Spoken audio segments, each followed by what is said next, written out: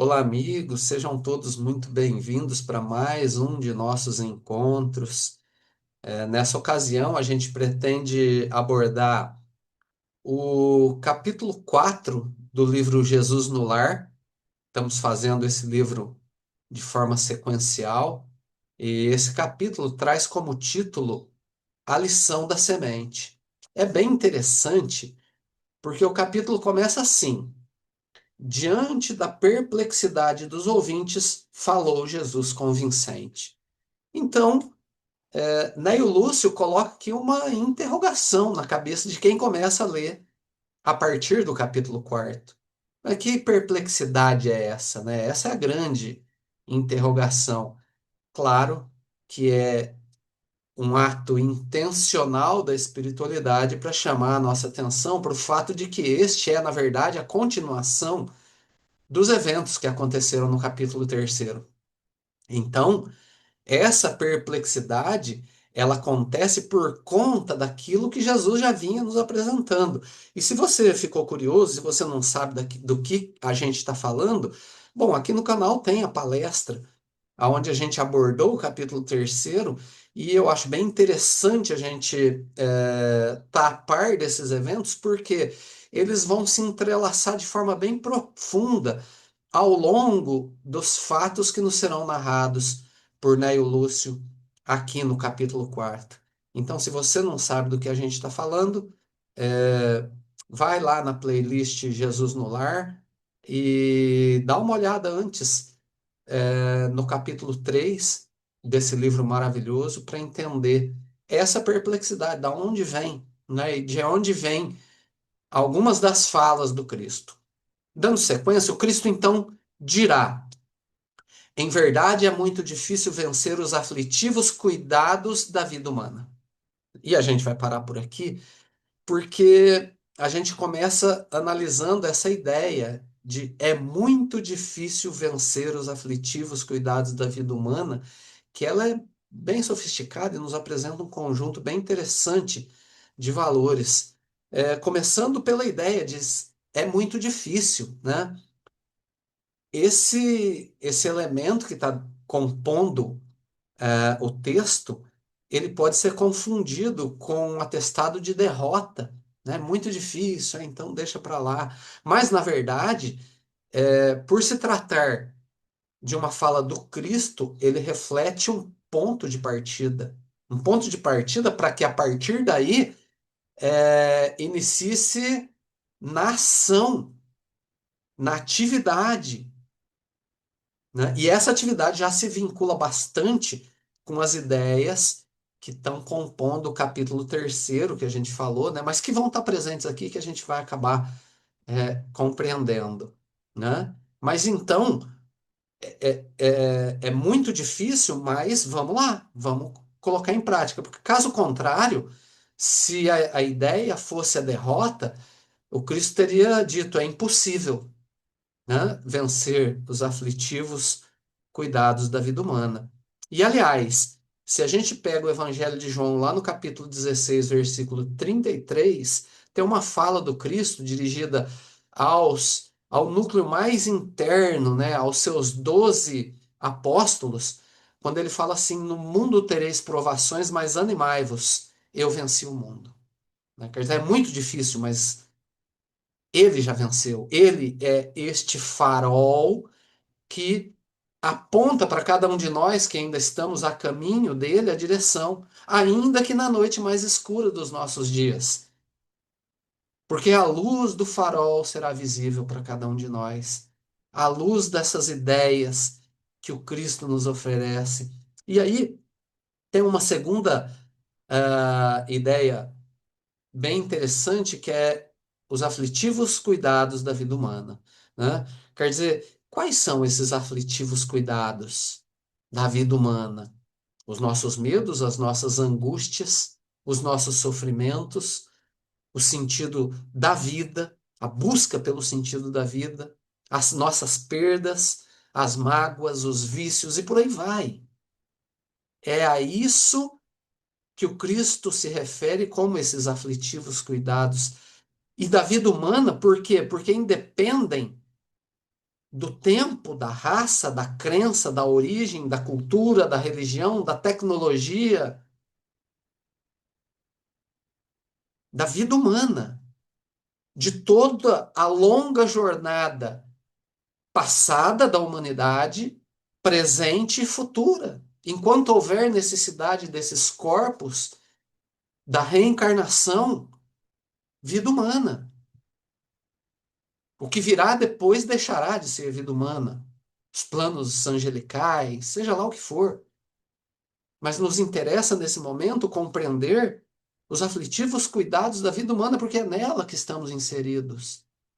E perceba que medo é o mesmo, desde as origens do homem, quando se adentra do plano da consciência, até os tempos atuais e futuros.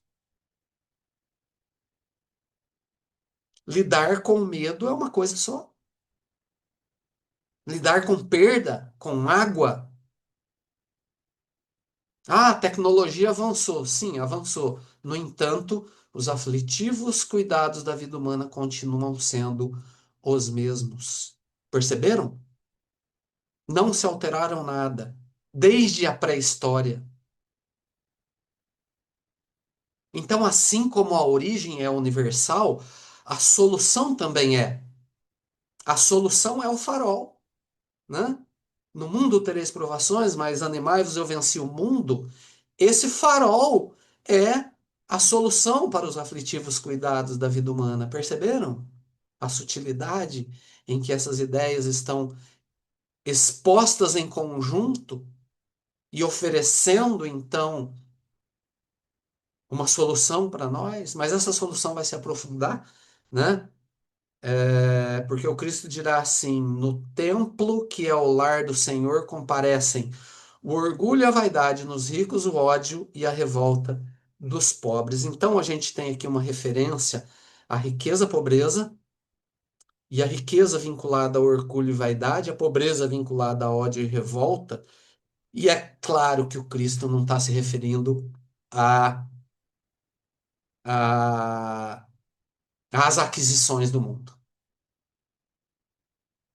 Ele que outrora disse: dai a César o que é de César e a Deus o que é de Deus, quando falava das riquezas mundanas, aqui não estaria se referindo a, ao volume das nossas posses. É claro que com riqueza e com pobreza ele refere-se à capacidade de penetração nos conhecimentos dos aflitivos cuidados da vida humana. Então, aquele que consegue penetrar de forma mais profunda na mensagem deixada pelo farol do mundo, pelo próprio Cristo, ele acaba correndo o risco de incidir no orgulho, na vaidade, porque percebe que foi além do que a grande maioria vai. E de ter ido, talvez aí surge então a própria queda. Mas naqueles que não conseguem penetrar por desinteresse, por falta de vontade, ou por desconhecimento mesmo, se bem que nos dias de hoje desconhecimento, olha, eu acho que é uma desculpa que já não cola mais, porque os valores do Cristo estão tão espalhados por toda a crosta terrestre que desconhecimento eu não sei se, né, ainda cola. Mas então essa pobreza, essa incapacidade ou esse desinteresse, ele redunda no ódio e na revolta. Então, cuidado. É como se o Cristo dissesse assim: cuidado, porque no templo, ele que outrora, referindo-se ao templo do corpo, aos fariseus, se vocês destruírem esse templo, em 3 dias eu o reconstruirei.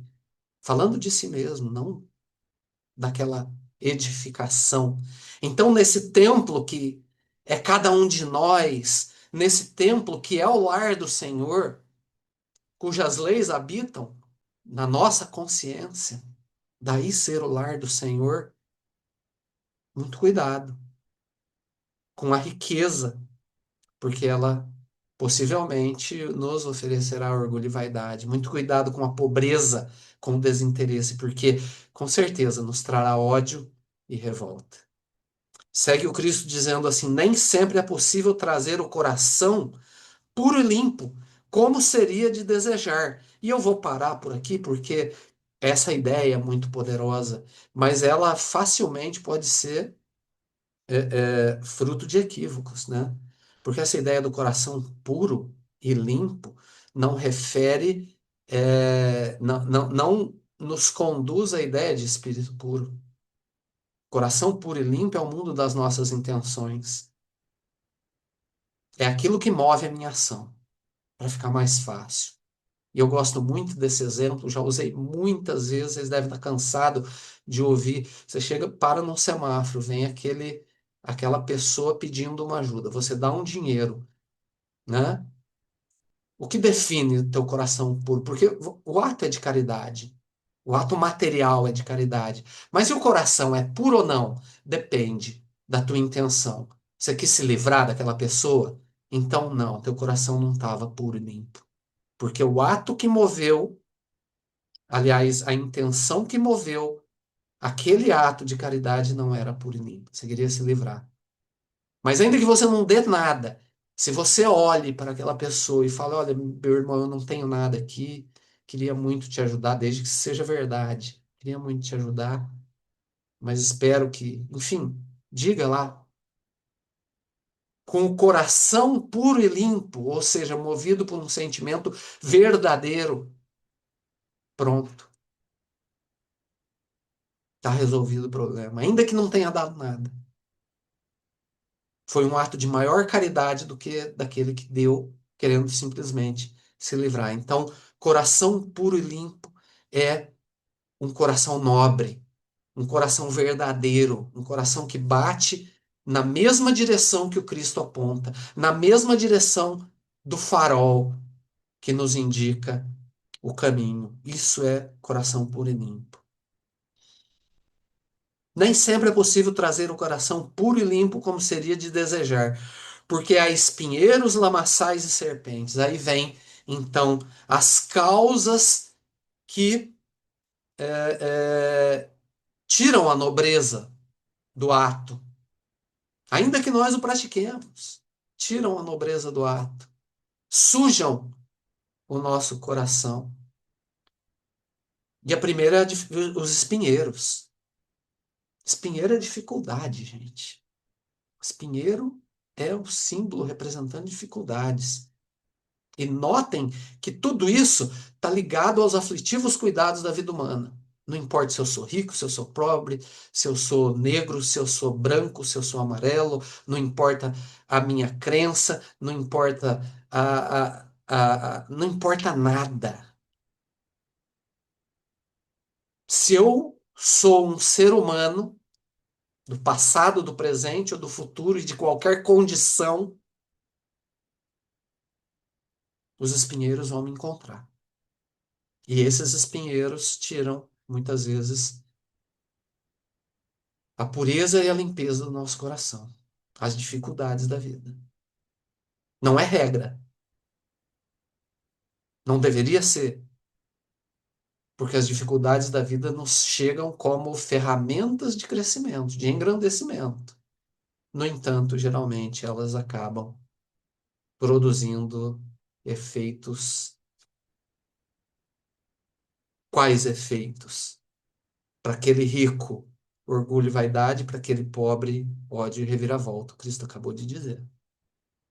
E os lamaçais, sujidades que nos acompanham. E aí eu concito vocês a assistir o capítulo 3 de Jesus no Lar, porque ele fala só disso, né? É só sobre olhar para dentro do vaso, identificar onde está a sujeira e começar o trabalho, o processo de limpeza. Então, os lamaçais, as sujidades, não vou entrar nesse detalhe, né? É, tem quase aí. mais de 40 minutos, eu acho, falando só desse tema. E aí vem as serpentes, né? Que são as formas equivocadas de compreensão, né? Que são as fantasias, que são as ilusões, né? Que nos rodeiam. Então é a observação desse mundo a partir de um patamar ilusório, que aliás é o que é o mundo material, uma grande ilusão. A partir das nossas fantasias, a partir da nossa incapacidade de compreender a verdade. Daí o Cristo segue dizendo assim: entretanto, a ideia do reino divino é assim como a semente minúscula do trigo. Gente, eu acho que a melhor maneira de compreender essa ideia da semente, que está presente em muitos momentos da fala do Cristo, é, é fazer a seguinte pergunta para mim mesmo: quais são as sementes que me tocaram, que foram percebidas nas ocasiões do caminho? Quais foram as ideias que acabaram tocando a minha mente ao longo da minha jornada? Porque quando eu percebo uma ideia dessas e verifico que nela há beleza, há nobreza, ela é uma ideia justa e ela é uma ideia boa, isso significa que essa semente precisa de cuidado e atenção. O Cristo seguirá compondo essa ideia dizendo assim: entretanto, a ideia do reino divino é assim como a semente minúscula do trigo, quase imperceptível, é lançada à terra, suportando-lhe o peso e os detritos. Né? E aí, você pode interpretar essa segunda parte do parágrafo de duas maneiras. O primeiro é o ato de semear. Mas o Cristo não está se referindo a isso. Ele está falando da inspiração divina, que é lançada, tem essas características, ser bela, ser nobre, ser justa e ser boa, e é lançada do alto à terra. É essa semente que vem no mundo dos nossos pensamentos na forma de intuição. E se eu cuido, se eu dou atenção para que essa pequena semente que eu percebi germine, ela suporta o peso e os detritos do próprio caminho. Lembra que ele fala que é muito difícil? É muito difícil, mas se eu consigo perceber a semente que intuitivamente me é lançada dos céus pela espiritualidade, se eu cuido dessa semente para que ela germine, ela passa a cuidar de mim. É ela que suporta, ou seja, que dá suporte ao peso e aos detritos do mundo, às dificuldades, aos desafios, aos espinheiros, aos lamaçais, perceberam? É ela que vai ajudar nesse processo. Aí o Cristo conclui dizendo assim: mas se germina a pressão e as impurezas do solo, não lhe paralisam a marcha. Se germina, quer dizer, se eu cuidei, se eu conseguir fazer com que ela desabroche e saia da condição de semente, porque semente, gente, é um símbolo poderoso para algo em potencial. Mas é só isso. Uma semente é, é uma planta em potencial, mas enquanto semente, ela é só semente. É necessário que dê o primeiro passo, qual seja desabrochar. Daí o Cristo fala, mas se germina, ela germinou. Então começou o processo. A pressão e a impureza do solo não paralisa mais a marcha.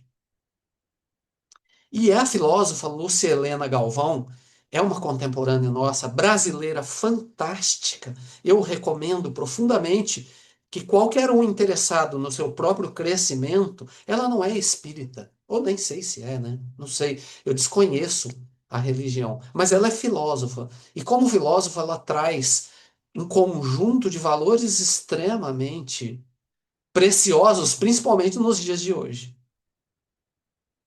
Ela fala sobre assuntos que estão faltando no nosso dia a dia. e que acabam complementando não só o espiritismo, como todas as religiões. Servem como subsídio para a gente entender melhor o que tem dentro das religiões, porque todas as religiões são, em algum nível, uma filosofia de vida. Todas. Então, o conjunto de informações dessa filósofa, Lucilena Galvão, é fantástico, né? E ela fala sobre o contraste em determinado momento, nós assistindo ela, ela falou sobre o contraste e sobre como o contraste na consciência produz efeitos fantásticos que se encaixam perfeitamente aqui. O germinar da semente, ou seja, essa inspiração divina, é como contraste na nossa vida. É como uma pequena faísca que na nossa consciência desperta para a escuridão em que nós estamos mergulhados. Essa faísca permite que cada um de nós vislumbre essa escuridão, essa condição natural, que a gente acha que é assim mesmo. A gente acha que é, isso é a vida. É uma metáfora fantástica para o mito da caverna de Sócrates, narrado por Platão, né? É fantástico, o mito da caverna. Tu acha que o mundo é sombra, é escuridão. Quando de repente você tem uma faísca de luz e aí você percebe que, ei, isso não é normal. Tem algo a mais, existe luz no mundo. E a partir daí, dessa faísca, vem o desejo de iluminar toda a casa, todo o templo, né? E, e aí segue o Cristo dizendo assim: nem a pressão ou as impurezas íntimas e externas conseguem mais paralisar, porque agora você sabe que tem luz. E você viu o farol, você vai em busca, ainda que você esteja mergulhado na escuridão, você está vendo a luz, está vendo o farol que é o elemento divino, e você vai na direção dele, porque você quer iluminar o mundo da sua intimidade. Você percebeu que não dá mais para viver na escuridão, porque uma pequena faísca provou para você que há luz. E o Cristo segue nessa ideia, dizendo assim: atravessa o chão escuro, embora dele retire em grande parte o próprio alimento. O seu impulso de procurar a luz de cima é dominante. Desde então, haja sol ou chuva, faça dia ou noite, trabalha sem cessar no próprio crescimento e nessa ânsia de subir, frutifica para o bem de todos. Então, eu vou agora recorrer à questão 907 de O Livro dos Espíritos, onde Kardec pergunta assim: será substancialmente mal o princípio originário das paixões, embora esteja na natureza? E para quem não percebeu, o que Kardec pergunta à espiritualidade é: será que Deus criou o mal para que a gente tenha que enfrentar o mal e vencê-lo? O mal é uma criação de Deus para que a gente enfrente o mal e possa vencer o mal, nos tornando então bons? Olha que não vou entrar no mérito, porque desse questionamento da própria pergunta a gente vai, mas os espíritos responderão assim: não, ponto e vírgula. Então a primeira resposta é taxativa, mas eles vão expandi-la dizendo assim: a paixão está no excesso de que se acresceu a vontade, visto que o princípio que lhe dá origem foi posto no homem para o bem. Tanto que as paixões podem levá-lo à realização de grandes coisas. O abuso que delas se faz é a causa do mal. Bom, o primeiro aspecto que a gente precisa ressaltar é que essa resposta ela destrói completamente o antagonismo existente nas ideias maniqueístas de bem e mal. E esse é o propósito mesmo. Parto eu do princípio que esse é o próprio propósito de Kardec, porque esse antagonismo entre o bem e o mal era uma premissa comum no seu tempo, né?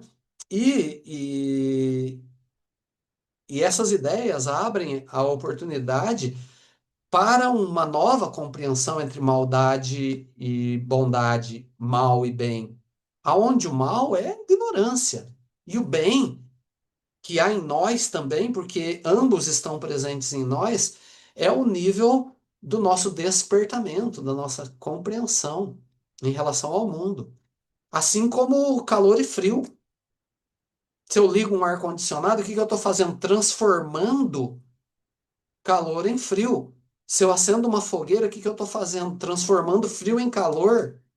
Então, calor e frio não são antagônicos, eles são os mesmos elementos que podem ser transformados.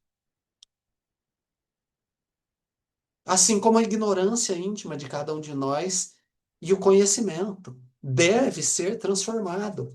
É a escuridão na qual eu estou mergulhado e que deve ser convertida em luz, em conhecimento.